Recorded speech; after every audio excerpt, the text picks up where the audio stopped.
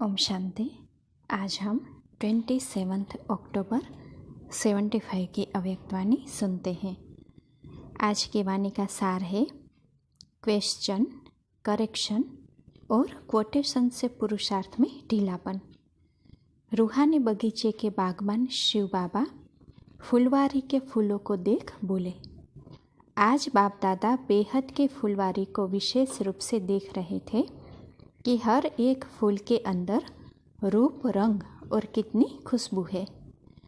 रूप अर्थात साकारी स्वरूप में नयन और चैन में अर्थात चेहरे में ब्राह्मणपन का व फरिश्तेपन का श्रेष्ठ पाठधारी आत्मा की स्मृति का नशा और खुशी प्रत्यक्ष रूप में कितनी दिखाई देती है।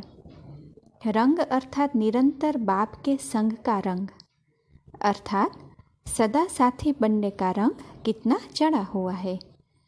खुशबू अर्थात सदा रूहानी वृत्ति और दृष्टि कहाँ तक अपनाई है। हर एक में यह 3 विशेषताएं देखी। यह विशेषता देखते हुए एक और विचित्र विशेषता देखी। वह क्या देखी कि जिन विशेष फूलों में बाप दादा की नज़र है, उमंग और उल्लास की झलक भी है, उम्मीदवार भी है, सर्व ब्राह्मण परिवार का स्नेह भी है, लक्ष्य भी बहुत श्रेष्ठ है और कदम भी तीव्र गति के हैं, लेकिन अभी अभी इसी रूप में दिखाई दे रहे हैं जो वर्णन किया है।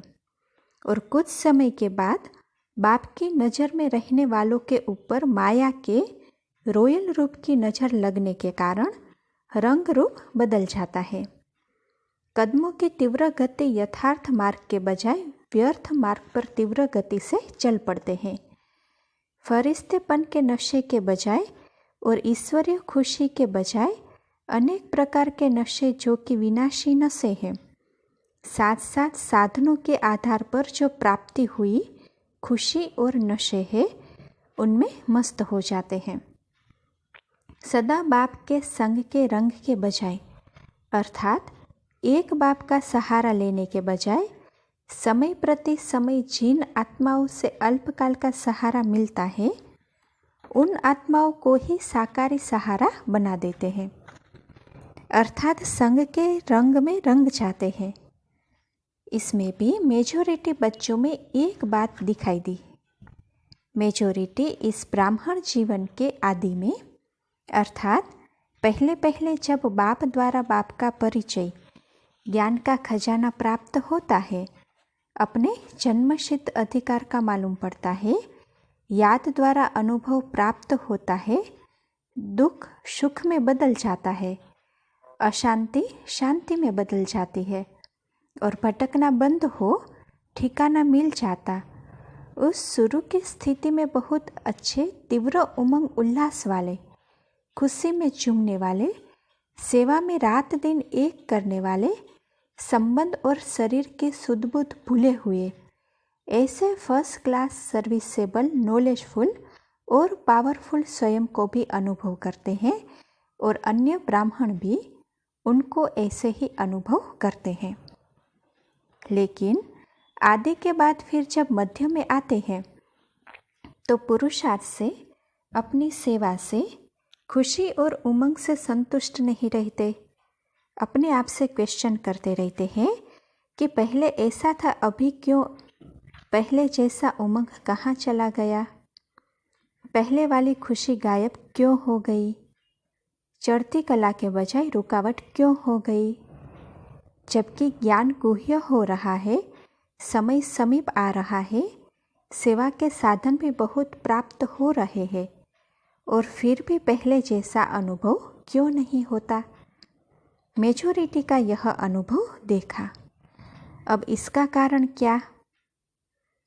तो देखो बाबा क्या कहते हैं कि कारण यह है, जब सेवा में और ब्राह्मण परिवार के संपर्क में व सेवा द्वारा जो प्रत्यक्ष फल प्राप्त होता है, उसमें चलते चलते कोई हद की पोजीशन में आ जाते हैं। कोई हम सर्विस साथियों व संपर्क में आने वाले अपने साथियों का अपोजिशन करने में लग जाते हैं। कोई स्थूल सेल्वेशन लेने में लग जाते हैं अर्थात सेल्वेशन के आधार पर सेवा और पुरुषार्थ करते हैं। कोई क्वेश्चन और करेक्शन करने लग जाते हैं और फिर कोई दूसरे की कोटेशन यानी कि उदाहरण देने लग पड़ते हैं, अर्थात दूसरे के दृष्टांत से अपना सिद्धांत बनाने लग जाते हैं। इन 5 में से कोई न कोई उल्टा मार्ग अपना लेते हैं।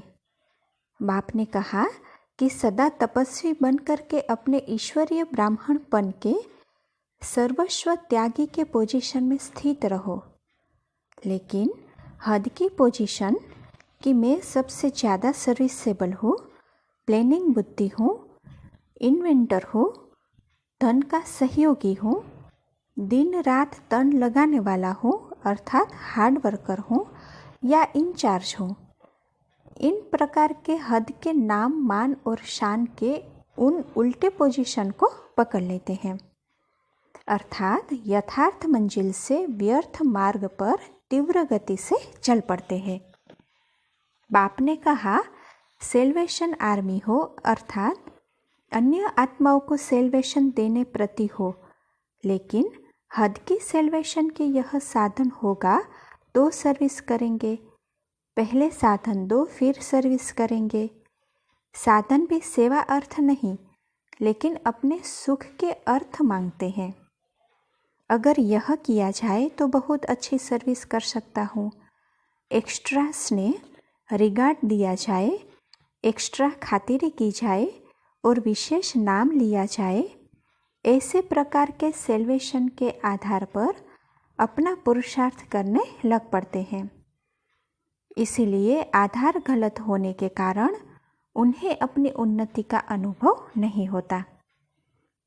इसी प्रकार बाप ने कहा माया से ओपोजिशन करना है, लेकिन माया के तो मित्र बन जाते हैं, अर्थात आसुरी संस्कारों रूपी आसुरी संप्रदाय के बजाय ईश्वरीय संप्रदाय अर्थात एक दो में ओपोजिशन करते रहते हैं। यह ऐसा करता है तो मैं इससे भी ज़्यादा करके दिखाऊं, यह सर्विसेबल है तो मैं भी सर्विसेबल हूँ, यह आगे है तो मैं पीछे क्यों, मैं गुप्त पुरुषार्थी हूँ, मुझे पहचानते नहीं और निमित्त टीचर से तो मैं ज़्यादा सर्विसेबल हूँ। टीचर से भी अपोजिशन करते हैं। तुम अनुभवी नहीं, मैं तो अनुभवी हूँ, तुम अनपढ़ हो, मैं पढ़ी हुई हूँ। ऐसे एक दो में ओपोजिशन करने से अपना सदा काल का श्रेष्ठ पोजीशन गवा देते हैं। आपस में ओपोजिशन के कारण माया से ओपोजिशन करने में कमज़ोर बन जाते हैं, अर्थात विजय नहीं बन सकते हैं। इसी प्रकार क्वेश्चन, करेक्शन और कोटेशन देने में बड़े होशियार वकील और जज बन जाते हैं। बाप को करेक्शन देते रहते हैं अपने आप को छुड़ाने के लिए, अर्थात अपनी गलती को छिपाने के लिए कोटेशन देंगे। मेरे से बड़ा महारथी भी ऐसे करता है। इस समस्या पर फलाने को बाप दादा ने ऐसा कहा था, इसीलिए मैंने भी वह श्रीमत मानी। फलाने डेट की मुरली में यह बात कही गई है, उसी प्रमाण में यह कर रहा हूँ। समय और सरकमस्टेंसेस को नहीं देखते, लेकिन शब्द पकड़ लेते हैं। इन्हीं भूलों के कारण एक भूल से अनेक भूलें बढ़ती जाती है। अलबेलेपन के संस्कार बढ़ते जाते हैं, पुरुषार्थ की गति तीव्र से मध्यम हो जाती है। बाप ने कहा है कि मास्टर त्रिकालदर्शी अर्थात तीनों कालों को जानने वाले हो। इस धारणा को अपनाने के कारण अपनी करेक्शन के बजाय दूसरों की करेक्शन करते रहेंगे। दूसरों की करेक्शन में बाप से कनेक्शन तोड़ देते हैं, इसीलिए शक्तिहीन होने कारण उलझते रहते हैं। सुख, शांति व अतीन्द्रिय सुख की अनुभूति का ठिकाना नजर नहीं आता, पर चिंतन पतन की तरफ ले जाता है। समझा? इन बातों के कारण जो आदि का नशा और खुशी का अनुभव होता है वह खत्म होता है। इसीलिए अपने आप को चेक करो कि इन 5 में से कोई भी उल्टे व व्यर्थ मार्ग पर चलकर समय बर्बाद तो नहीं कर रहे हैं। चेक करो और फिर अपने को चेंज करो तो फिर चढ़ती कला की ओर चल पड़ेंगे। ऐसा मेजॉरिटी आत्माओं का अनुभव बाप दादा ने देखा। अभी मेले का अंत है तो अंत में अंतिम आहुति डालो, अर्थात सदा काल के लिए अपने को समर्थ बनाओ। रिजल्ट तो सुनाएंगे ना।